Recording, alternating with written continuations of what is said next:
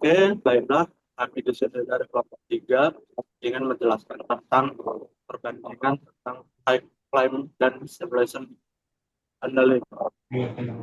Di sini kami beranggotakan saya sendiri Joshua dan teman saya Perintis Indra, Sibik dan juga Hansen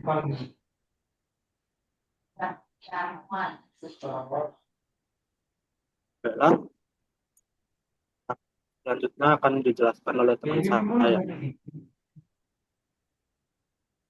Baik, di sini saya akan menjelaskan algoritma hill climbing, di mana algoritma hill climbing yang kita pakai ini adalah metode pencarian solusi yang greedy dan to the point, di mana kita memulainya itu dengan satu jadwal yang dibuat acak, eh, terus kita hitung skor konfliknya. Di setiap langkah kita akan membuat beberapa versi dari jadwal saat ini, kemudian diubah dengan memindahkan atau menukar satu sesi.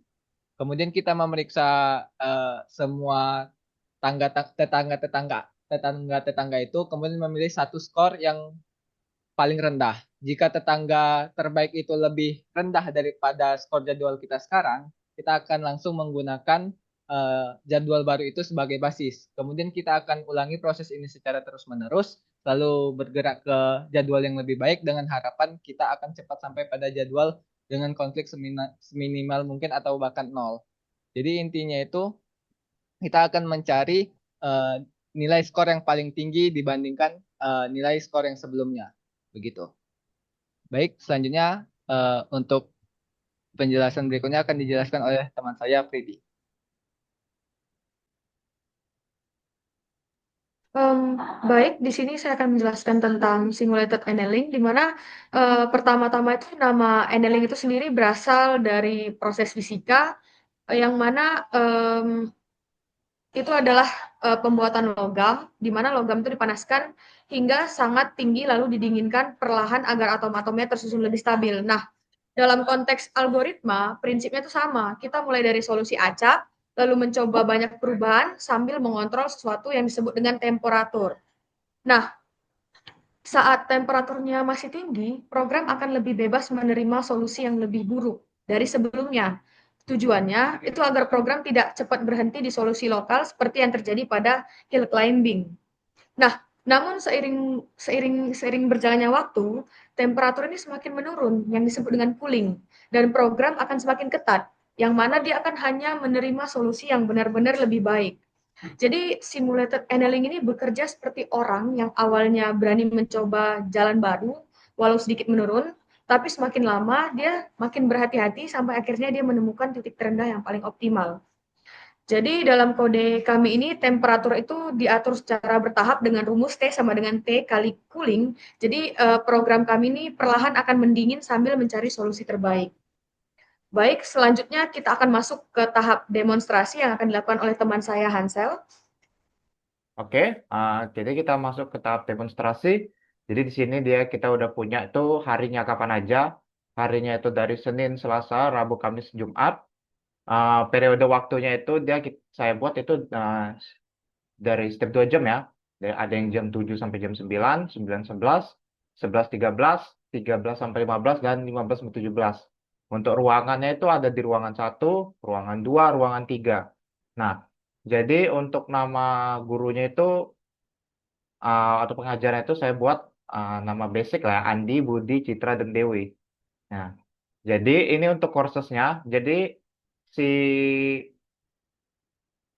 dari guru-guru tadi ini dia udah punya nih mata kuliah apa yang mau diajarkan, dan kehadirannya dalam 1 minggu itu ada. Jadi kayak si Budi ini dia ngajarin kelas A, dia harus 2 kali hadir. Nah, si Budi abis itu si basis data ini harus diajarin 2 kali dalam 1 minggu, dan dia harus jadi ngajar di kelas A juga. Nah, sama juga yang dengan yang lain-lainnya ya. Nah, untuk tadi yang kode-kode yang habis itu yang penjelasan Hilton tadi itu sudah ada di sini. Jadi di sini saya buat iterasinya itu ada 2000 yang untuk kill claim, dan di sini ada 4000 iterasi. Oke, kita langsung jalankan saja. Ops.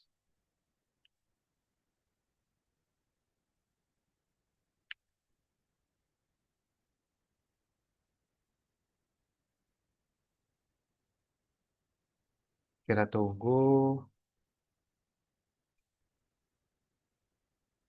Nah, kita perbesar. Bisa dilihat sini. Ini adalah itunya grafik perbandingkan konflik hasil iterasi yang digunakan untuk mengurangi konfliknya. Jadi untuk HC itu dia ada di 4. Iterasi keempat dia itu eh, optimal.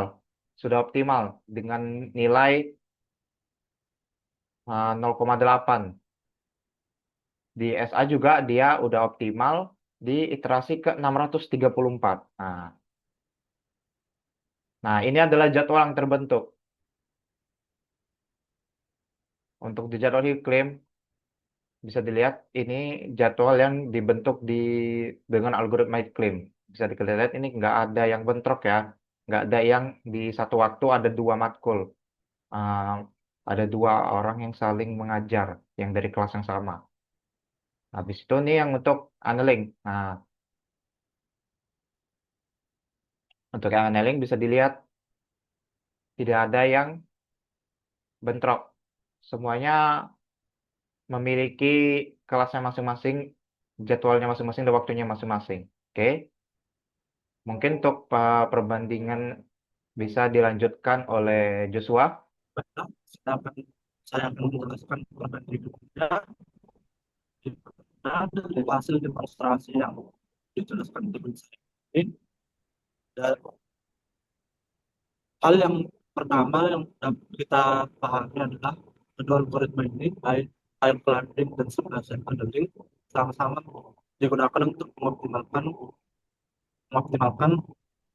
jadwal kuliah yang tidak jadwal kuliah agar tidak terjadi bentrok antar dosen dan ruangan.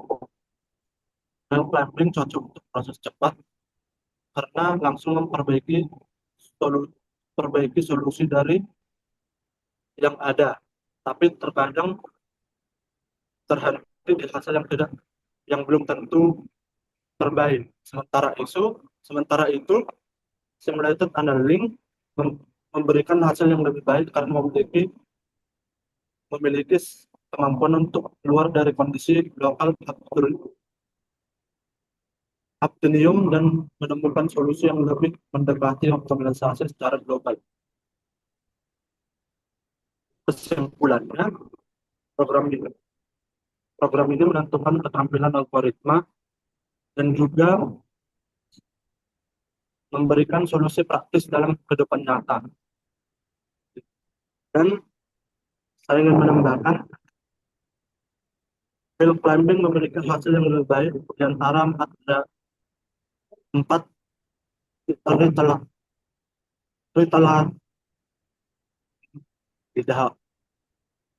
literasi keempat, yang dimana konfliknya adalah 0,80.